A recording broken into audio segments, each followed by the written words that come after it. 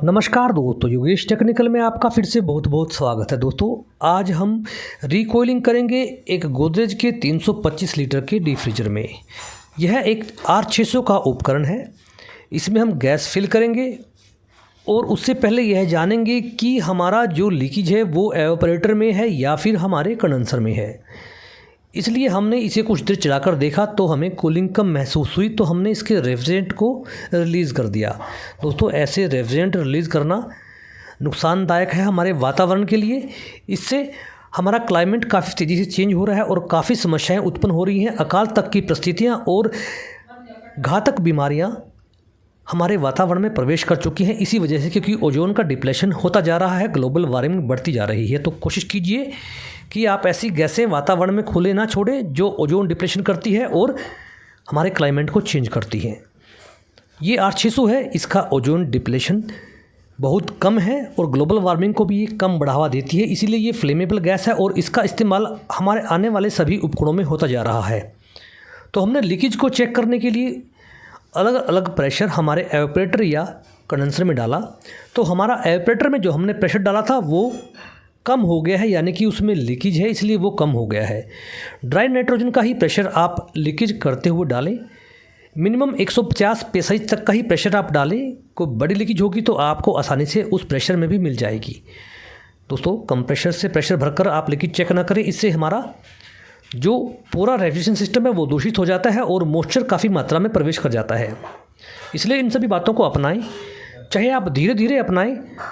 आने वाली पीढ़ियों को एक अच्छा क्लाइमेट देने के लिए आप यह कोशिश कर सकते हैं। इसमें R600 रेफ्रिजरेंट भरा है जो A3 फ्लेमेबल रेफ्रिजरेंट है। इसको भरते हुए आपको काफ़ी सावधानी का इस्तेमाल करना होगा और एक उचित मात्रा में ही जो आपके डीप फ्रीजर पर लिखा हुआ है उसे ही भरना होगा।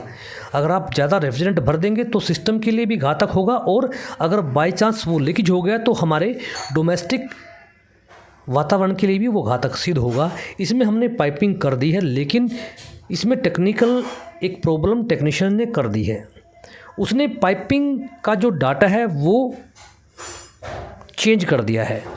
उसने 1/4 की पाइप इस्तेमाल की है जो पर्याप्त नहीं होती किसी भी डीप फ्रीजर में एवापोरेटर के लिए, क्योंकि दोस्तों ये 325 का डीप फ्रीजर है और इसमें हमें कम से कम 5/16 की पाइपिंग का इस्तेमाल करना चाहिए था, जिसकी लेंथ कम से कम 80 फुट होनी चाहिए थी एक अच्छी कूलिंग प्राप्त करने के लिए, एक अच्छा एवापोरेटर बनाने के लिए। लेकिन टेक्नीशियंस ने इसमें 1/4 की पाइप को 50 फुट ही इस्तेमाल किया था। उसके क्या दुष्प्रभाव होंगे वो आगे हम जानेंगे। दोस्तों अगर आप किसी भी डीप फ्रीजर में रिकूलिंग करते हैं तो एक उचित डाटा अपनाएं।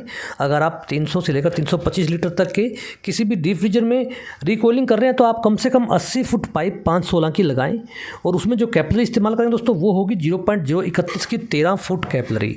दोस्तों इसमें टेक्नीशियन ने कैपिलरी को भी चेंज कर दिया है, उसने 40 नंबर का इस्तेमाल किया है। इससे हमारे जो रेफ्रिजरेंट का फ्लो है दोस्तों वो एवापोरेटर में काफ़ी तेज़ी से बढ़ जाएगा और एक सर्कल जिसे टाइम स्पेंड करना था एवापोरेटर के अंदर वो काफ़ी तेज़ी से एवापोरेटर की पाइपों में घूमते हुए सीधा कंप्रेसर में चला आएगा और उसका दुष्परिणाम होगा कि सेक्शन लाइन पर बर्फ़ का जमना, और इससे हमारा कंप्रेसर कुछ ही दिनों में जाम हो जाएगा, कुछ ही दिनों में सीज्ड हो जाएगा, क्योंकि कंप्रेसर हमेशा वेपर को ही कंप्रेस करने के लिए बनाया गया है। दोस्तों इसे लिक्विड में रेफ्रिजरेंट नहीं मिलना चाहिए। अभी आप देख सकते हैं ये रेफ्रिजरेटर लगभग 20 या 25 मिनट ही चला होगा, तो इसकी सेक्शन पर आप बर्फ़ देख सकते हैं, क्योंकि दोस्तों हमारे रेफ्रिजरेंट जो लिक्विड अवस्था और वेपर अवस्था में था उसे उचित पर्याप्त स्थान नहीं मिला अपने लिक्विड को वेपर में कन्वर्ट होने के लिए। हम मान सकते हैं कि वहाँ पर अभी लोड नहीं है, लेकिन फिर भी इतनी तेज़ी से वापस हमारे कंप्रेसर में लिक्विड नहीं आने चाहिए थे। इस वजह से हमारा कंप्रेसर ख़राब हो जाएगा और एक उचित मात्रा ही गैस की आप डालें। ये R600 है और दोस्तों अगर आप ज़्यादा गैस डाल देंगे तो वो नुकसान कर सकती है, इसलिए तोल कर ही गैस आप डालें बिल्कुल सावधानी से। तो दोस्तों आपको हमेशा ध्यान रखना है इन सभी बातों का जो हमने इस वीडियो में डिस्कशन की है। अगर आप मेरे चैनल पर नए हैं तो चैनल को सब्सक्राइब कर लीजिएगा, वीडियो को लाइक कर दीजिएगा और वीडियो को शेयर कर दीजिएगा। वीडियो देखने के लिए आपका बहुत बहुत दोस्तों धन्यवाद।